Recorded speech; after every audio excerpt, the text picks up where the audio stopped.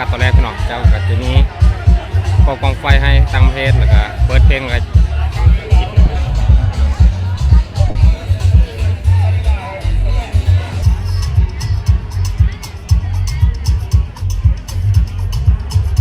โอ้หลายคนเนาะที่ว่าเขาเจ้ามาเล่นนี่เจ้าจะจับเป็นปุ้มเนาะที่ว่ามาลองแบบนี้ตามสายแม่น้ำซอง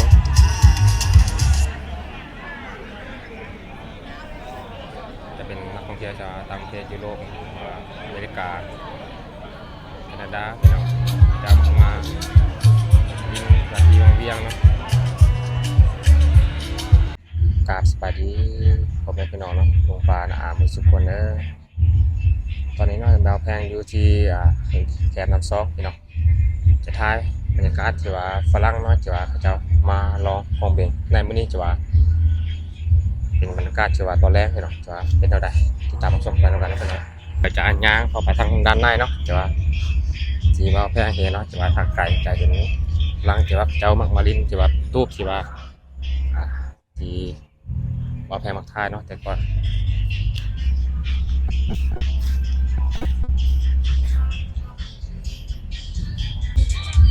พี่น้องเนาะที่หลังจากที่ว่าเขาเจ้าอ่อน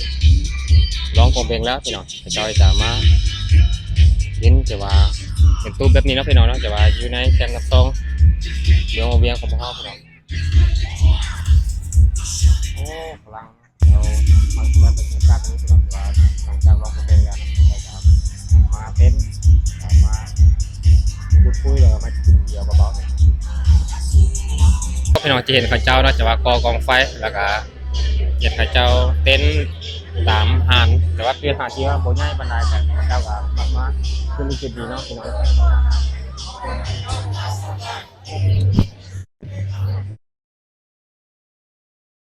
บรรดานักท่องเที่ยวตามแพร่ที่เขาเจ้ากำลังรอ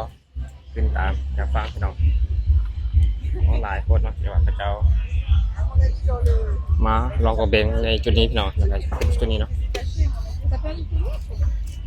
จะหนาวเนาะพี่น้องเนาะเจ้าเห็นเจ้าโบกองไฟเนาะที่ว่า YouTube มาจากแต่ว่าเจ้าดินน้ำจะมองเห็นพวกเขาก็ว่าอากาศหนาว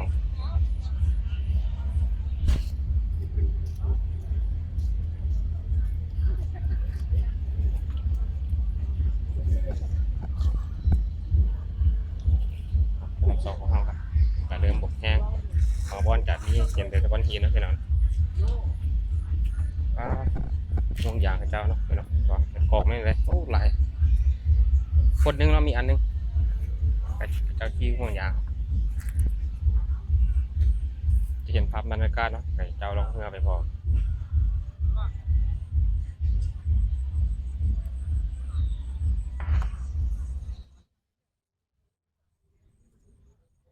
สถานที่นึงเราจะเจ้าขึ้นพี่น้องทำให้อินมาลินเราจะตามหานจะว่าบันเทิงเจ้ามักจะว่าบรรยากาศแบบแคบแบบซองแบบนี้เนาะถึงว่าจะเป็นหานที่ว่าโบย่ายเขาจะมักมาลินครับ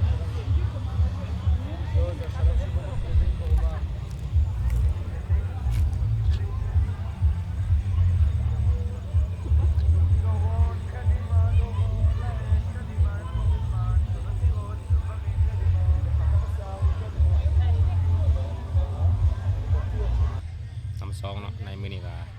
ถือว่าใส่ขนาดพี่หน่อยแล้วบรรยากาศก็ดีเนาะพี่น้องเนาะบ่ฮ้อนบ่หนาวปานใดพี่น้องก็ว่าบรรยากาศที่ว่าพอดีอยู่ในเมืองเวียงของเราเห็นหลากหลายคนหลากหลายประเทศที่ว่าพระเจ้ามักมาลองเงื่อกับขี่กองเบง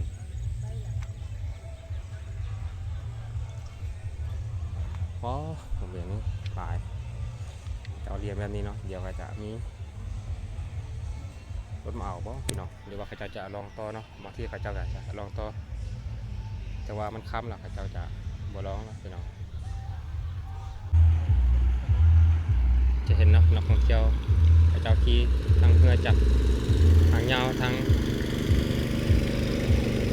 ลองคงเบงไปน้ำพี่น้องจะเป็นนักท่องเที่ยวเพศลาวกันมักลองเนาะขี่เนื้อขายักพี่น้อง จะเป็นขวดเนาะเป็นขวดแดงที่เขาเจ้าสร้างไม้พี่น้องทางนาเนาะสถานที่จะว่าบ่อแพงท่ายกับทางอยู่บ้านหัวสเงาเมืองเวียงของพวกเขาพี่น้องนี่เนาะเขาเจ้าจะเห็นแต่ว่าเขาเจ้ามักมาลองเหงื่อในตอนแรงเพราะว่าตอนเช้ากับตอนสวย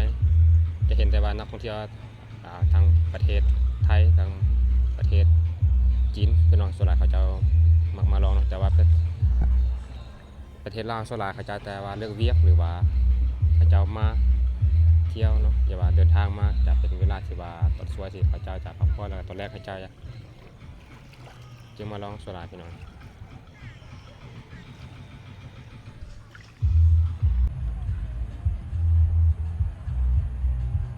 จะเห็นผู้คนเนาะหลากหลาย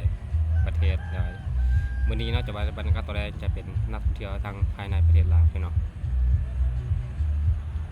ที่ว่าแพงท้าเนาะจะเป็นสถานที่เขาเจ้ามักมาลองเนาะเคยจุดนี้เนาะสโลเนาะที่ว่า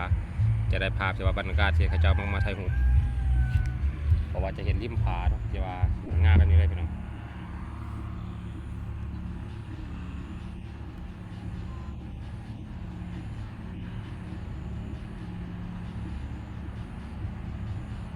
เนาะจะเป็นจุดที่ว่าค่อนข้างจะลึกนิดนึงพี่น้อง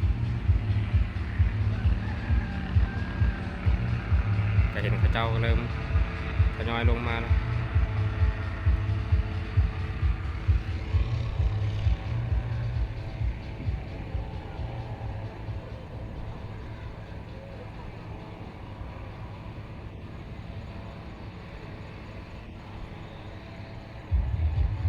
ทุกคนจะว่ามาชมคลิปบ่อแพงอย่าลืมกดไลค์กดแชร์กดคอมเมนต์นะกดติดตามเพื่อเป็นกำลังใจให้คลิปต่อไปก้าวคมบาสบายดี